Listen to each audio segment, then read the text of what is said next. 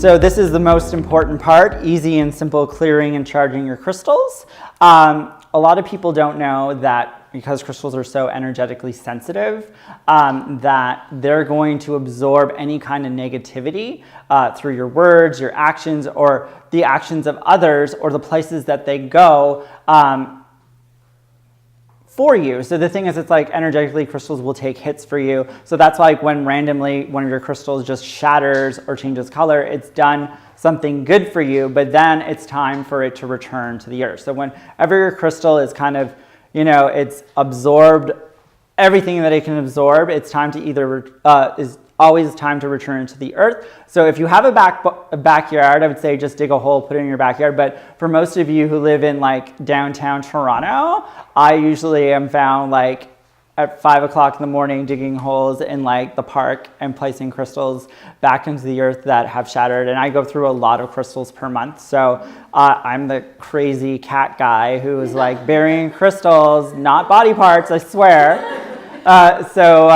The thing is, that's very important to be very mindful and respectful that, because crystals are energetic and they're living things, it's like, if they've done everything they do, it's time for them to like join their family and their friends and, and they recover and they heal. And that's really important. So a lot of people, and I hear a lot, is that on all of the crystal forms and stuff like that, is that you can like clear and charge your crystals with water. You need to be very, very mindful that not all crystals can go into water because they are chemical or they're porous. So the thing is, it's like malachites, lapises, pyrites, because pyrite is iron sulfate, and if it absorbs too much water over a significant amount of time, it becomes hydraulic acid. And it is super dangerous, and I don't suggest that you soak pyrite ever in water. And we talk about that in detail with crystals not to drink or ingest or place in water. But if you're going to be clearing and charging, do not run your pyrite underwater. I have a pyrite bracelet and a pyrite ring. I take it off before I wash my hands, and I put it back on because the thing is, it's just not a good idea. So also other crystals that will completely dissolve into a quadrillion pieces is selenite. Selenite is super porous, it's super absorbent, it's a silicate. So you put selenite in water, you like count like for a couple of minutes, and all of a sudden it's a puddle of like silicone.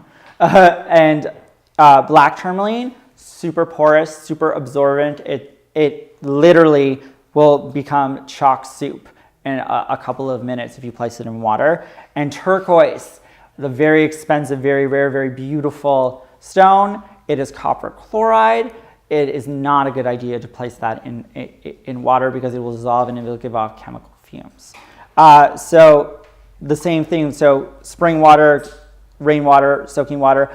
I personally, from my experience, don't like to immerse my crystals in water. Sometimes if they're like, there's certain different tumbles that need to be like, sterilized or cleaned for different kinds of applications, I will use water. But from a charging and clearing perspective, I am not a personal fan, but I suggest you use your intuition, what works for you. Just be mindful that you don't damage any of your crystals in the process.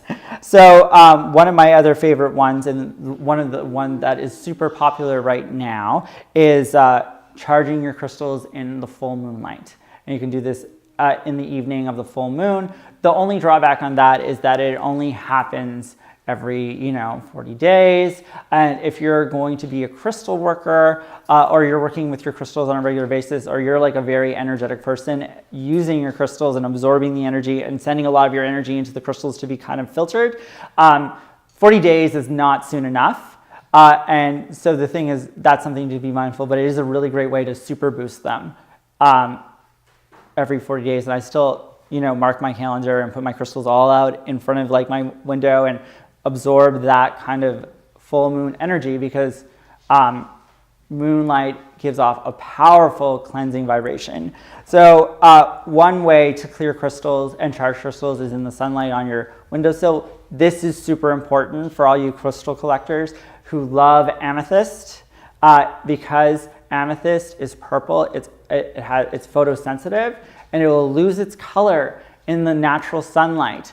And it doesn't energetically affect it. It still has the vibration, but let's face it, aesthetically, we really love crystals, and especially a lot of people who love amethyst love that dark, beautiful purple, and you're going to lose that purple in a short period of time if you're leaving it in direct sunlight. That's why we don't let any of our crystals at the front of our amethysts at the front of the store, because that big window is letting in all that sunlight, and it will affect the color of our amethyst. For crystals that are already porous, like selenites and black tourmalines, do not put them in salt. Also, do not put malachite in salt, because if you place malachite in salt, it'll have a chemical reaction, and it's not a good one. So blessed salt or halite or even like rock salt is a really great way to clear and charge your crystals. You can do that for a couple of hours or overnight, whatever works best for you. My personal favorite for clearing and charging my crystals, and I do this every day, using a beeswax candle, lighting it, and just for maybe like 30 minutes, as part of my good night ritual, I turn off my phone, put it in its charging station, grab a nice book, light a candle in every room where all my crystals are, because I have a massive crystal collection. I literally, for about 30 minutes, I'm like, you have that beautiful fire element energy clearing and charging the crystals. And for me, who works with crystals, and I'm very energetic, and when I come home, I offload a lot of energy to my crystals, and I'm like, so I need to know that I'm clearing and charging them on the regular. The go-to one that is very popular and one of my favorites is using a Tibetan singing bowl to clear and charge your crystal. The most important thing to be aware when you're using sound to clear crystals and you're using a Tibetan singing bowl, do not place crystals in the bowl. It affects the harmonics and the frequencies and the sounds that needs to be produced to clear and charge the crystals. And you'll maybe, like, it's like a tuning fork. If you hold the tuning fork in a weird way and hit it, you're going to get these horrible sounds that are going to be detrimental to you and not positive. So please be aware. One of my also other favorites is that we do at the store, because we like to make sure to clear and charge crystals before customers take them home, because this is a high traffic store, so there's lots of people who are coming and releasing their energy all over the crystals. So we sage in Palo Santo, but the simplest and most easiest way that we do it right at the register is that we just go a nice little ding of the tinchas, Tibetan chimes, and it just that energy sends out and it clears and it charges the crystal. One application, and I do this once a day at home, and I do it in every corner because it clears and charges and your home, as well as it's perfect for your crystals. Good old-fashioned Tibetan bell,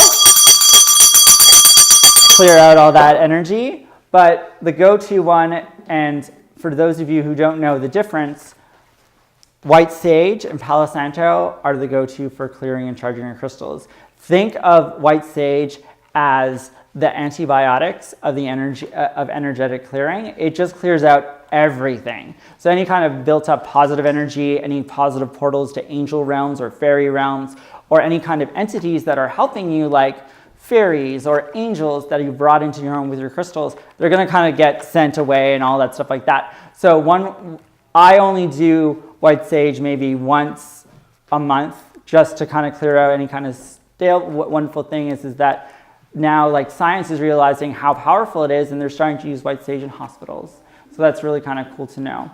Palo Santo translates to holy wood, and it comes from Peru. The Palo Santo doesn't clear out all the energy. It literally just raises the vibration. So it just dissolves the negative energy, and it doesn't close any of the portals to the positive realms, and it doesn't send away any of those fairies or angels or, like, friendly gods and goddesses that you've brought into your home. So I burn Palo Santo every day. It's fantastic, and clearing and charging, and it's super great for your sinuses, because my sinuses are so sensitive. So burying in sand or or brown rice is also a really great way. It makes me laugh because do you remember with everybody who had flip phones back in the early 2000s and how it's like moisture made them stop working, and the only way that you can get them to work again is that you had to put them in the brown rice overnight? Well, you can place your crystals overnight in the brown rice and it's going to clear and charge them, super easy peasy.